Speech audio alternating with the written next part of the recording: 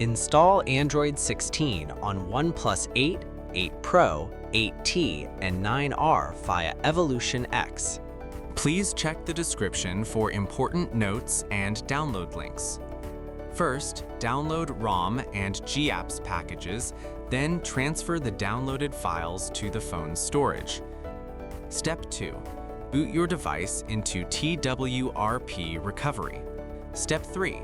Once you're in TWRP main menu, go to Wipe, Advanced Wipe, and select the checkboxes as shown in the image, excluding internal storage.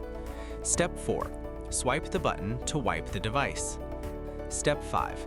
Go back to the Recovery main menu and tap on the Install button. Step 6. Navigate to the downloaded path and select the ROM zip file. Step 7. Finally, swipe the button on the screen to install ROM file. Step 8. Once the ROM installation finishes, return to the main menu and install the GApps zip package in the same manner. Step 9. After GApps flashing completes, select Wipe Cache/Dalvik from the bottom left side of screen and swipe to wipe. Step 10. When the wiping process is completed, hit Reboot System. That's it! You have successfully installed the ROM on your device.